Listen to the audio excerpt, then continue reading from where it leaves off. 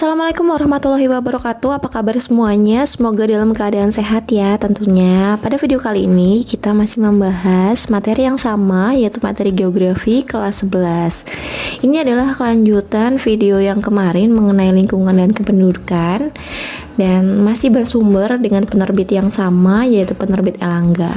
Oke, pada video ini kita akan membahas mengenai penduduk sebagai sumber daya manusia.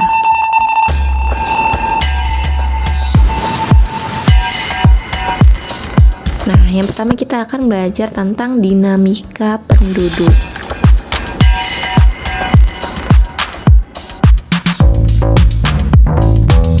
Sebelum itu, apa sih tujuan pembelajaran pada video ini? Diharapkan kalian mampu mendeskripsikan pengertian dinamika, kuantitas, dan kualitas penduduk, serta kalian mampu menganalisis pengembangan sumber daya manusia sebagai permasalahan dan sebagai pemecah masalahnya.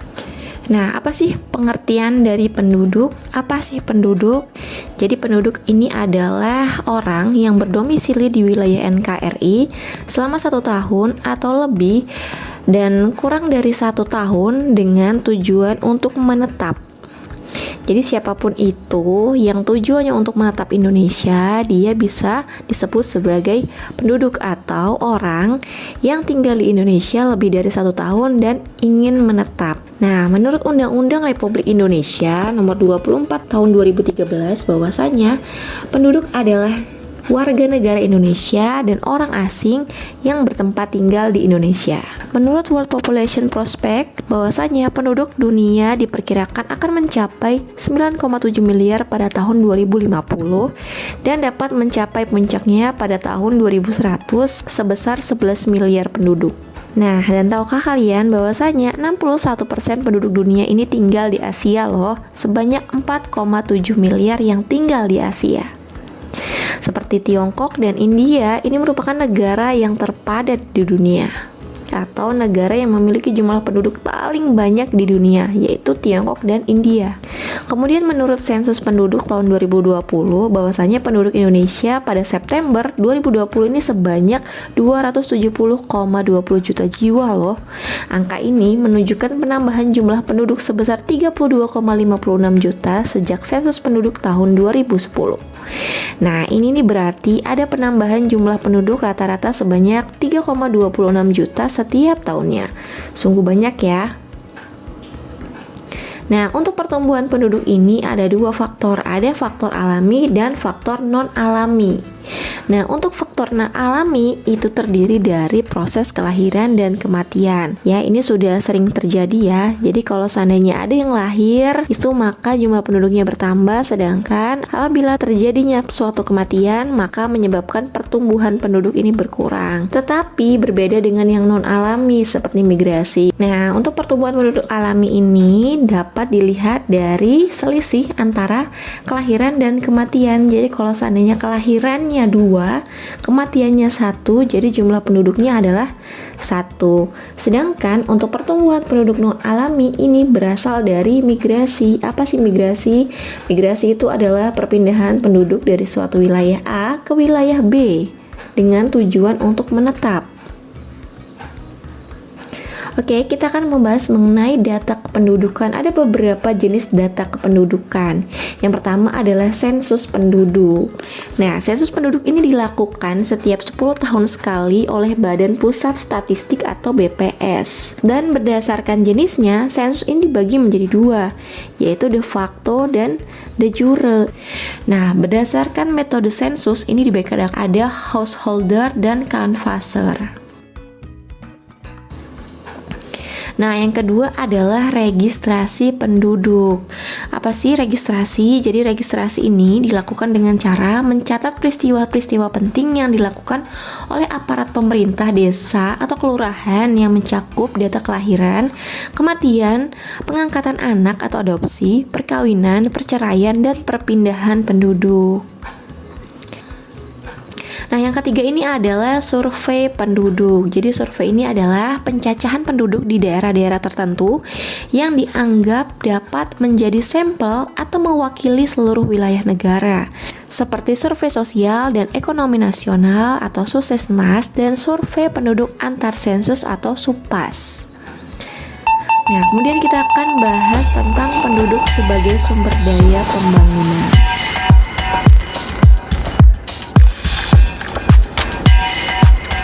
Nah, apa sih pengertian dari sumber daya manusia? Jadi, secara mikro, sumber daya manusia ini merupakan individu yang bekerja di suatu perusahaan atau institusi.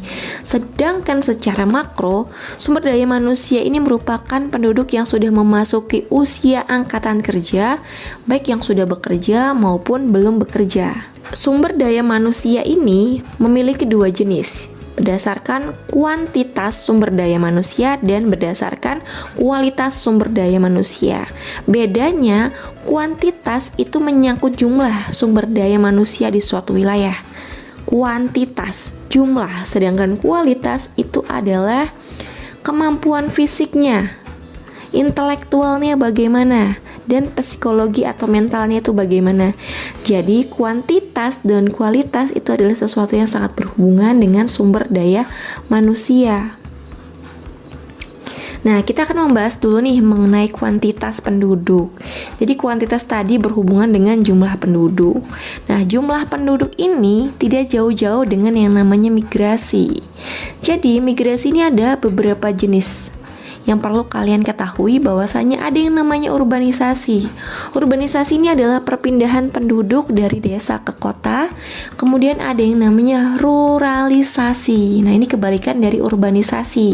Kalau urbanisasi tadi dari desa ke kota, tapi kalau yang ruralisasi ini adalah dari kota ke desa. Nah, untuk urbanisasi ini dari desa ke kota itu biasanya disebabkan oleh faktor ekonomi seperti mencari pekerjaan dan lain-lain. Sedangkan ruralisasi ini dari kota ke desa. Kenapa?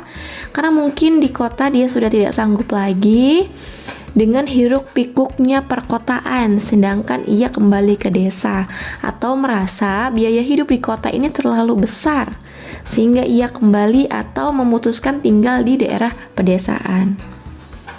Yang ketiga ini adalah transmigrasi. Transmigrasi ini adalah perpindahan penduduk dari daerah yang padat ke daerah yang kurang padat penduduknya.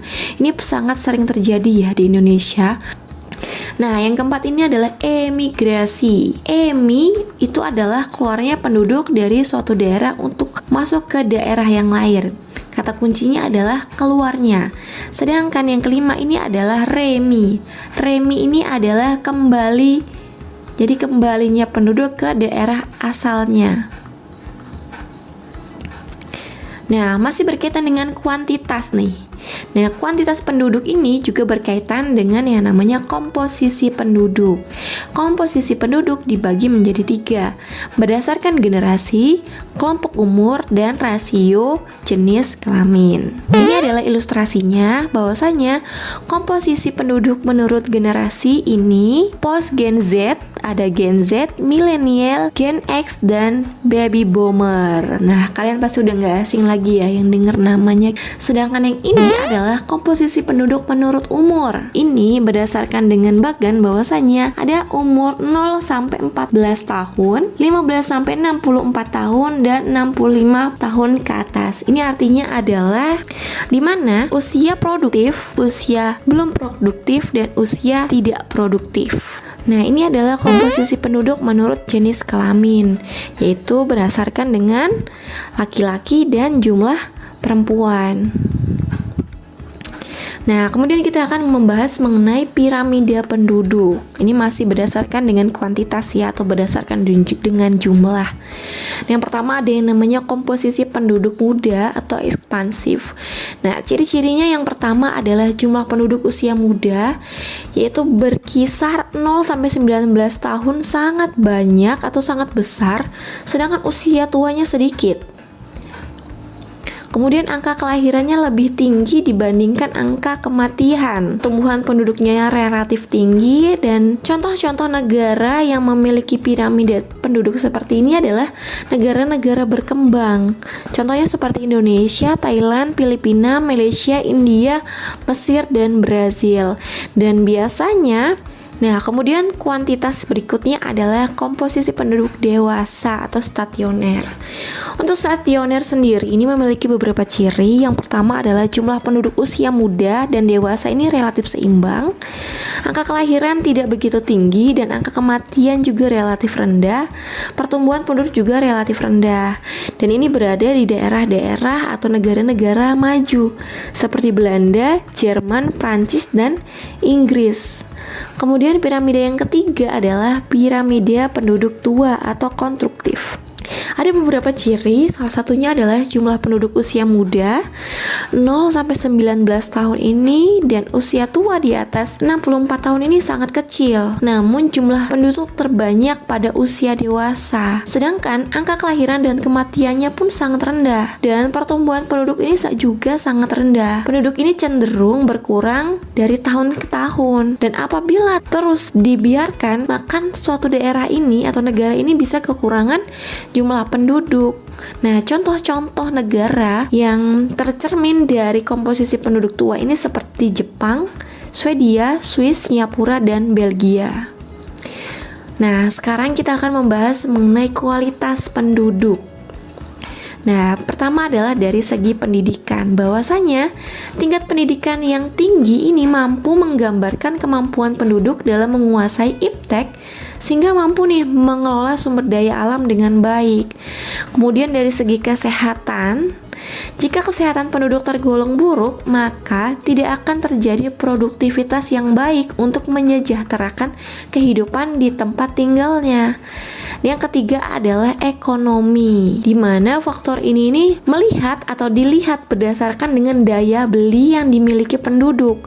Nah, daya beli ini bergantung pada pendapatan per kapita, yaitu pendapatan yang diperoleh rata-rata tiap penduduk per tahun. Nah, kemudian kita akan membahas mengenai masalah-masalah kependudukan. Nah, masalah itu terdiri dari tingginya angka pengangguran, kemiskinan, dan kriminalitas. Kemudian persebaran penduduk ini tidak merata, menurunnya kualitas dan tingkat kesejahteraan penduduk, hingga arus urbanisasi yang tinggi. Nah, setiap ada masalah tentunya pasti ada yang namanya upaya untuk pemecahan masalah atau upaya untuk mengatasi masalah kependudukan tersebut. Salah satunya yang bisa dilakukan adalah melaksanakan program keluarga berencana, kemudian bisa menggalakkan program transmigrasi. Tadi transmigrasi adalah perpindahan dari yang penduduknya padat ke tempat yang penduduknya tidak padat atau memiliki kekurangan penduduk. Kemudian meningkatkan kualitas sumber daya manusia seperti mengadakan pelatihan keterampilan, pemberian beasiswa, dan peningkatan kualitas tenaga pendidik hingga memperluas lapangan pekerjaan. Nah, ini tadi adalah pembahasan kita mengenai kependudukan. Nah, demikianlah pembelajaran pada video kali ini. Semoga video ini bermanfaat dan sampai bertemu lagi pada video-video selanjutnya. Terima kasih. Wassalamualaikum warahmatullahi wabarakatuh.